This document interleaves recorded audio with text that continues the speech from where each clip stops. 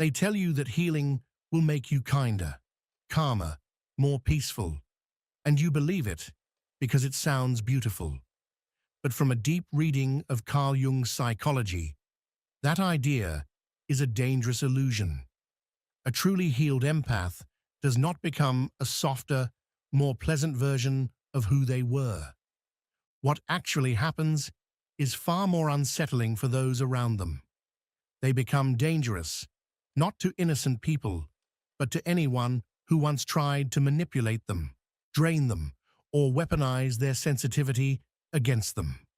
Jung observed that when an empath integrates their shadow, they cross a psychological threshold from which there is no return. They do not simply change, they become untouchable. And that is exactly what manipulators fear the most. To understand what a healed empath becomes, you must first understand what they were before. The unhealed empath exists as what Jung described as an emotional buffer, not in a poetic sense, but in a structural psychological one. A person whose psyche learned to absorb emotional impact so that the surrounding environment would not collapse.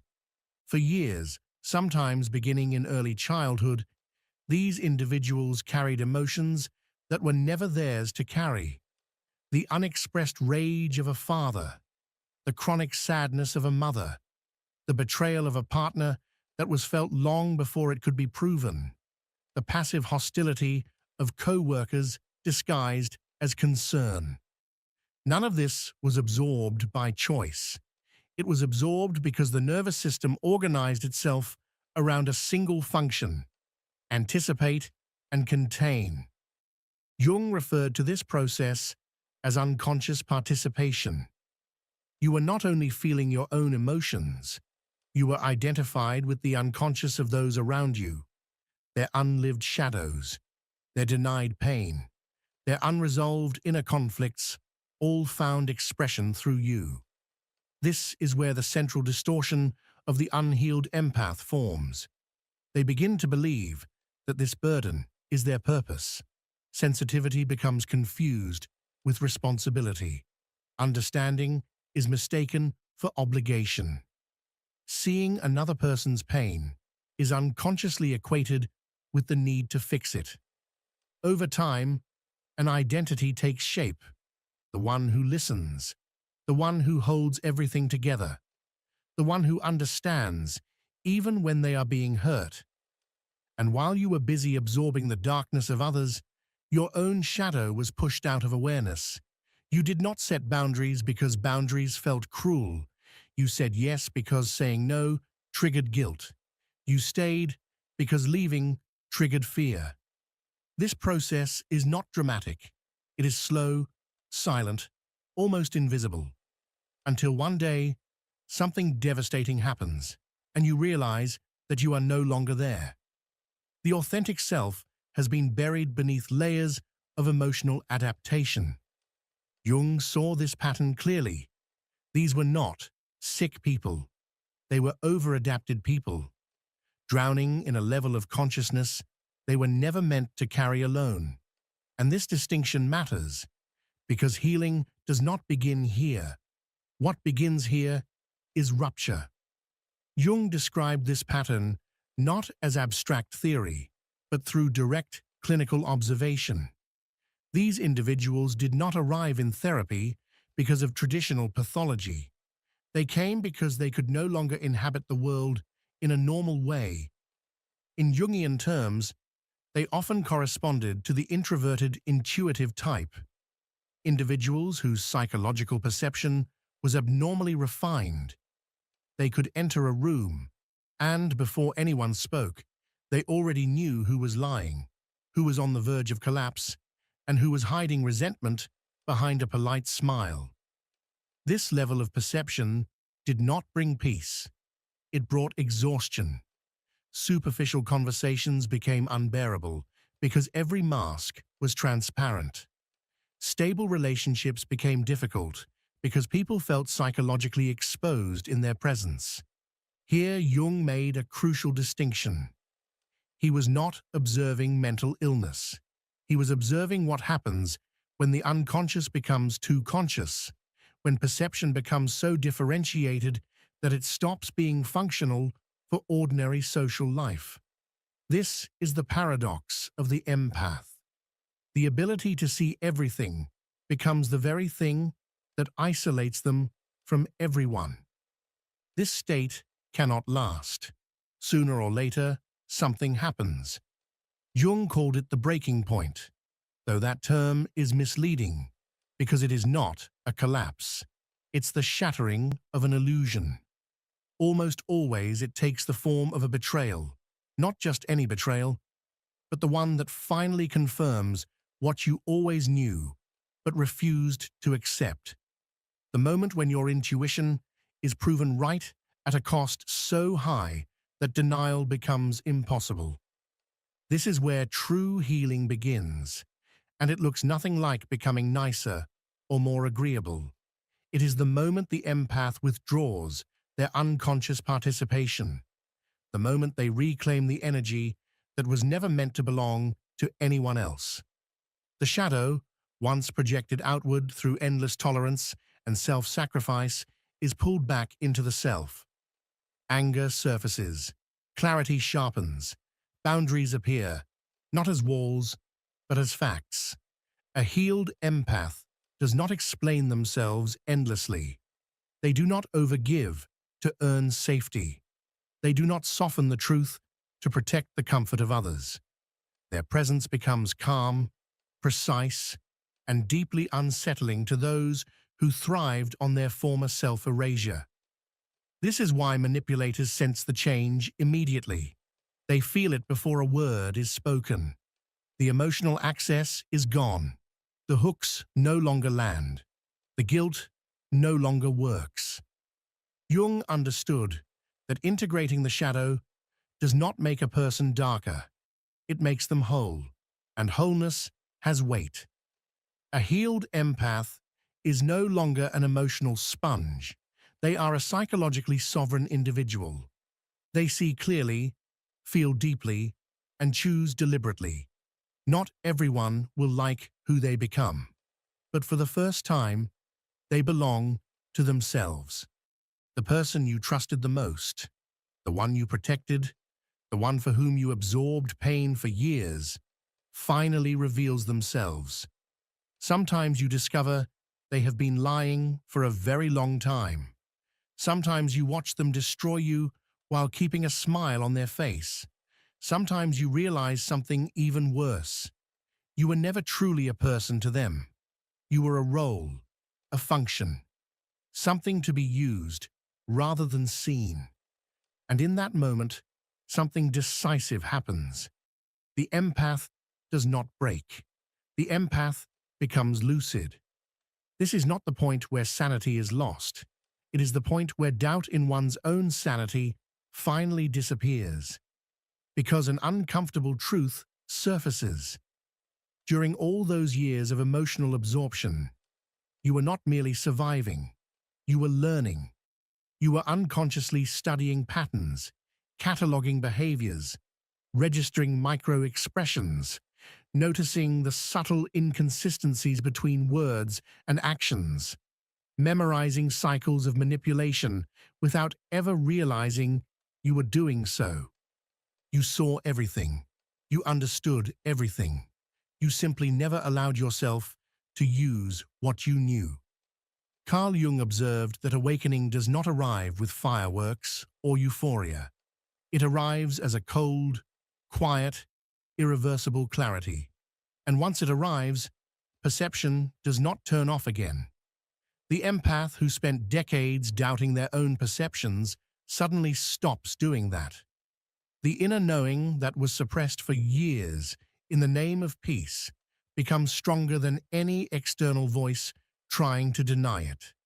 From this awakening emerges what Jung described as a psychologically more complete individual. The shadow has been integrated, and that shadow is not evil. It is everything that was learned to be repressed. Intelligence that was hidden to avoid conflict. Anger that was swallowed to keep harmony. the ability to say no, the willingness to let others face the consequences of their actions, the capacity to walk away without explanations, and perhaps most importantly, the ability to recognize manipulation in real time. When these aspects are integrated, when the empath fully claims every part of themselves, the change is not vague or chaotic. It organizes itself and unfolds in clear stages. The first transformation is what can be described as the mirror effect. The healed empath no longer absorbs the emotions of others. They no longer function as an emotional sponge. Instead, they function as a mirror. Not one that distorts reality to keep others comfortable, but one that reflects with precision. Imagine someone who is accustomed to using empaths to regulate their own emotions.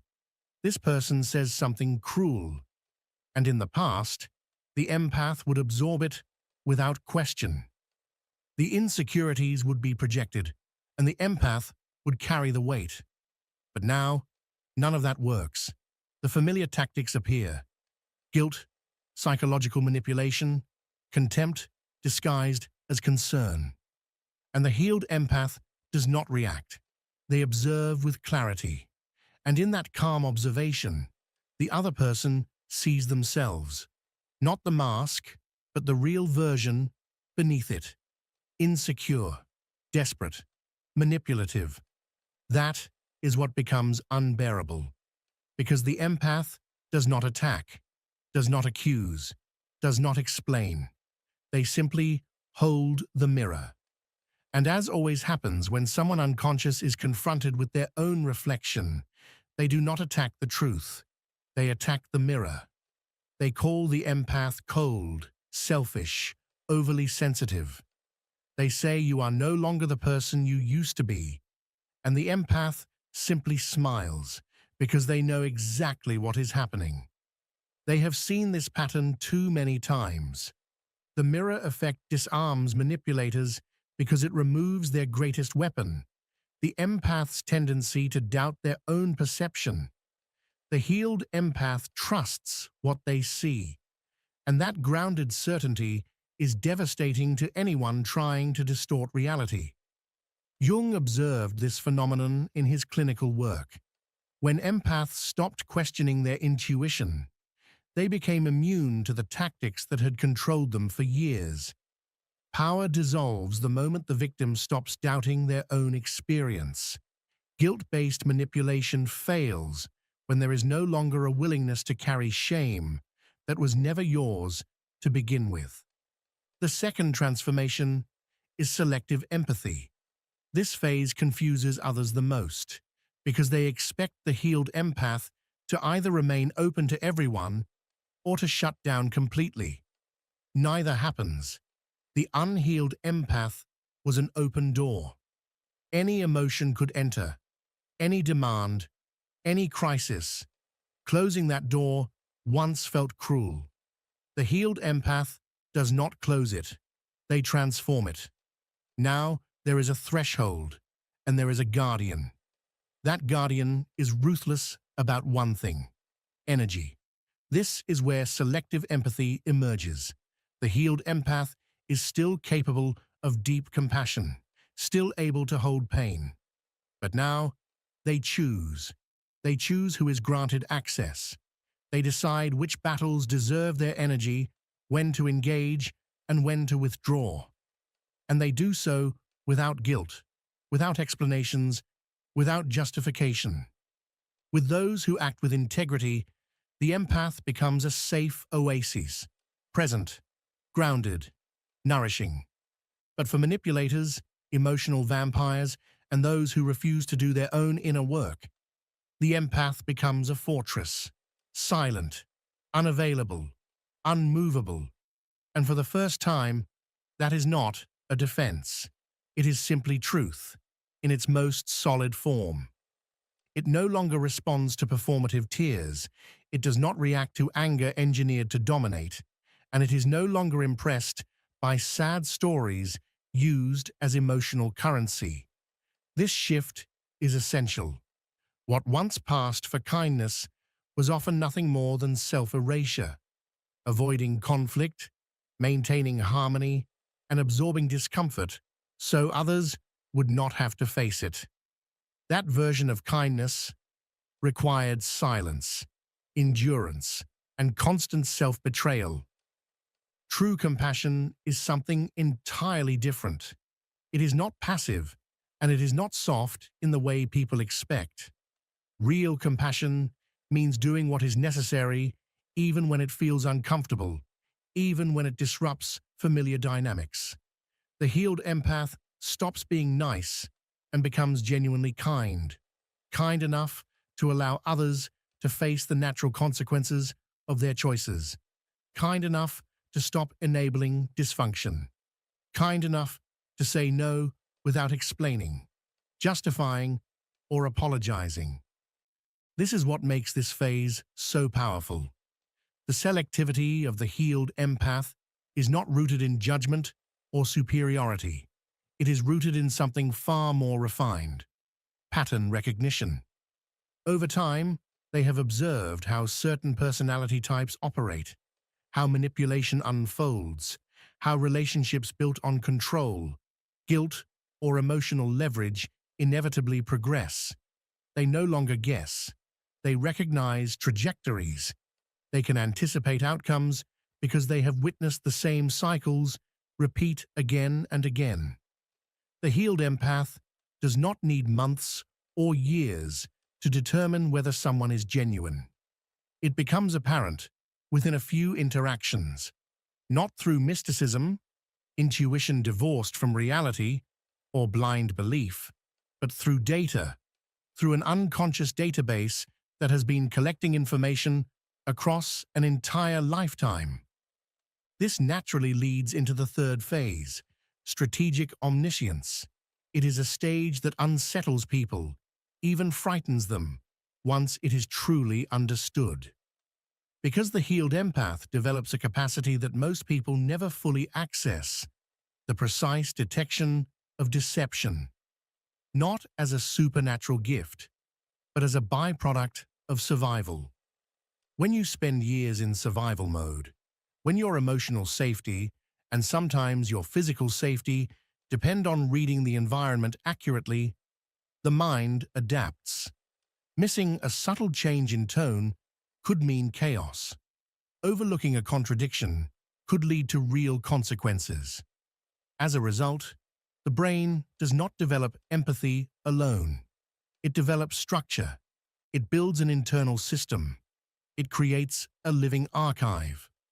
Carl Jung observed this phenomenon repeatedly in his clinical work. He noticed that empathic individuals were often able to anticipate behavior with striking accuracy, not because they possessed psychic abilities, but because they had spent decades unconsciously running a highly refined pattern recognition system. Their sensitivity was not weakness, it was training. Every interaction became information. Every conversation became data. Every relationship became an in-depth study of human nature. The unhealed empath gathered all of this information, but felt guilty for using it. They doubted their instincts. They told themselves they were being judgmental, when, in reality, their body was signaling danger. They silenced their internal alarm systems because ignoring them seemed kinder, more understanding, more spiritual. The healed empath no longer does this. They trust the database fully. When every cell in their body signals that something is off, they do not require external proof. They do not wait for evidence that arrives too late. They already know, and they act accordingly. Every micro-expression that once preceded an emotional explosion, every vocal pattern that betrayed deception, every behavioral sequence that ended in betrayal has been recorded. After integration, after awakening, this information no longer operates in the shadows. It becomes conscious, clear, accessible. You see the game before it begins. Someone sits across from you with a smile, and within seconds, you already know. You know there is a lie beneath the surface. You know a hidden request is forming. You know that several steps ahead, a manipulation is quietly taking shape. You don't know this because you are psychic.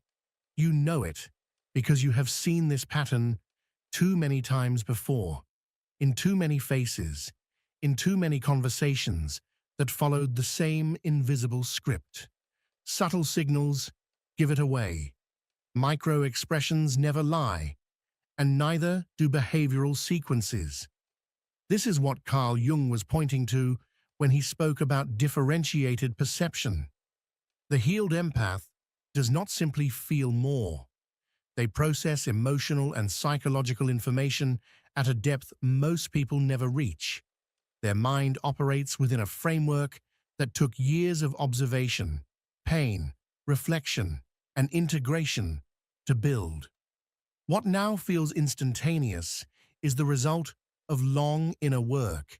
It functions like a sixth sense, not mystical, but deeply refined. And here is the turn that makes this state truly dangerous. The healed empath understands manipulation perfectly. In fact, they could manipulate far more effectively than the narcissist ever could. They know exactly which wounds to touch, which fears to activate, which psychological buttons to press to provoke compliance, guilt, desire, or confusion. They hold the complete map of the human psyche, the shortcuts, the pressure points, the hidden levers. But this is where something decisive happens. They choose not to use it.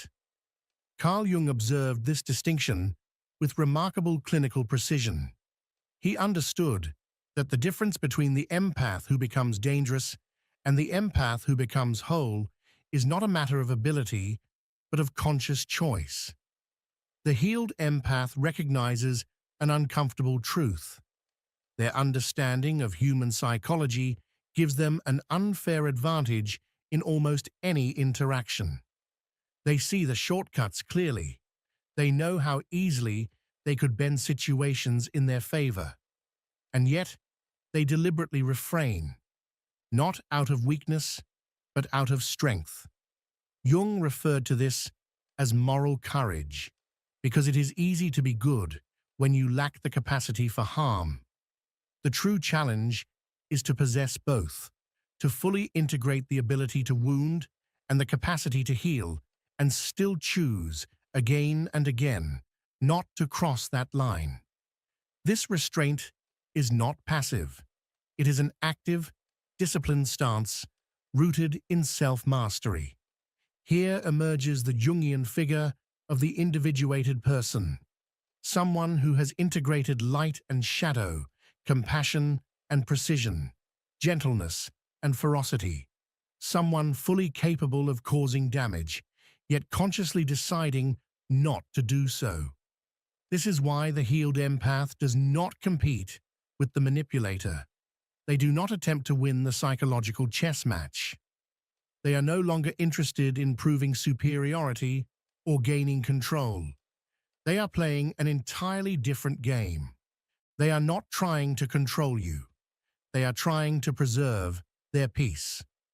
And this renunciation of domination is precisely what makes them truly powerful. When you no longer feel compelled to control outcomes, when you stop trying to change those who do not wish to change, when you become comfortable walking away from what disturbs your inner balance, something profound happens. You become immune.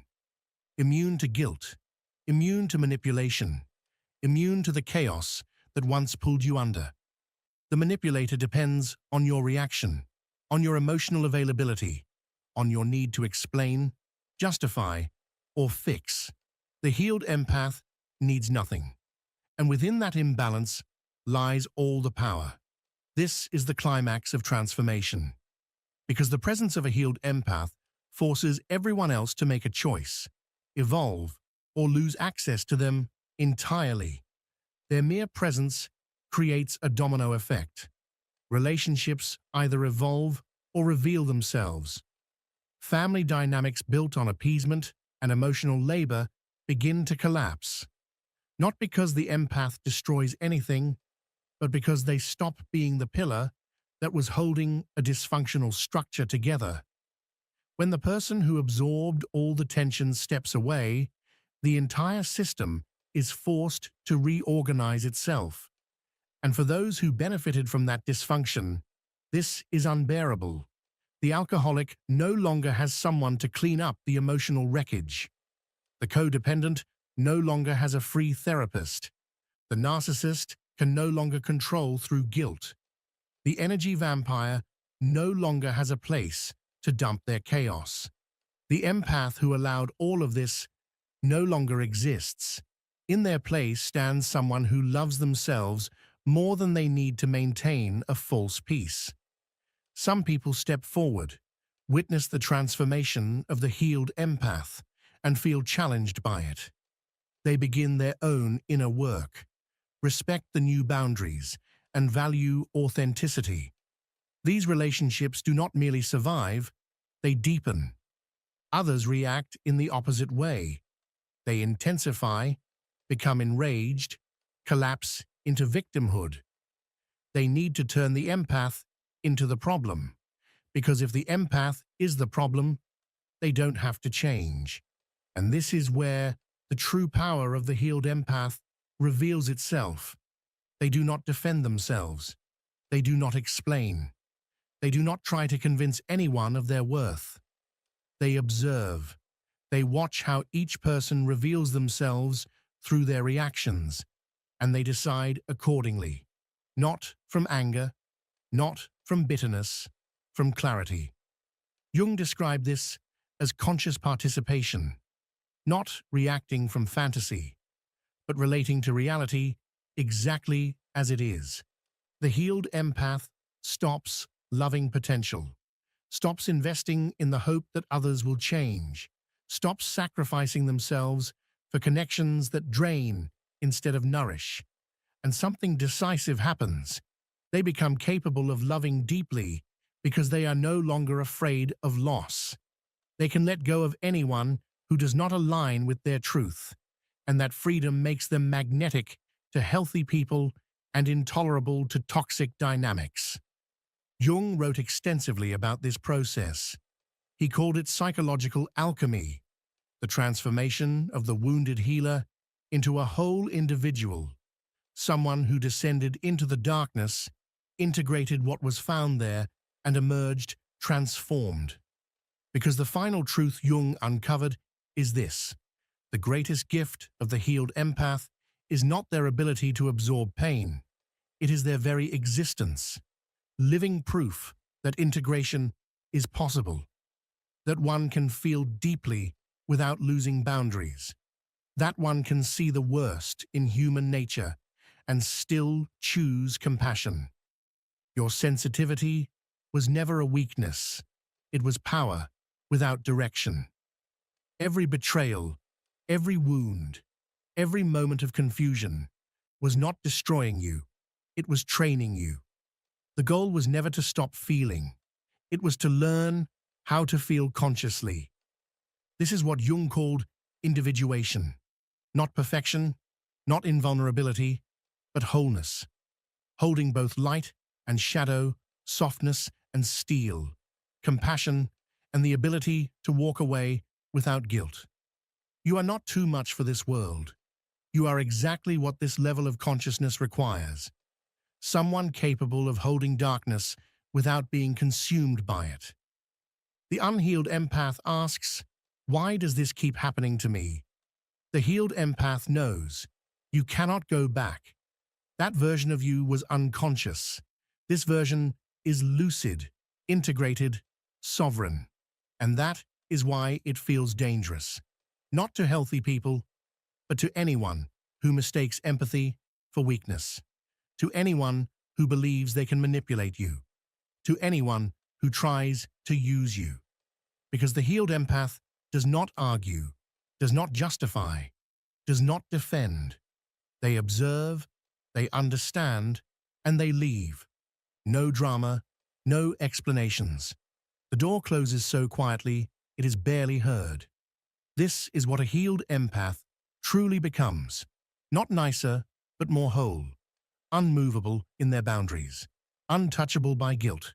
Inaccessible to unconscious games. Not martyrdom, not sacrifice, but conscious choice. And when you choose your peace, something shifts. Drama stops finding you. The people who drained you fall away. Manipulation no longer sticks. Not because you hide, but because you no longer operate on that frequency. This is the true power of the healed empath. Not feeling everything, but choosing what deserves to be felt. Not saving everyone, but respecting yourself. If you recognize this path, you already know you have crossed the threshold, and there is no return. If this resonated, it is not accidental. It means you are no longer asleep. Stay present if you are willing to continue this process with awareness. This is not about healing to fit in. It is about integrating to become whole. This path is not for everyone. It is for those who have already crossed the threshold.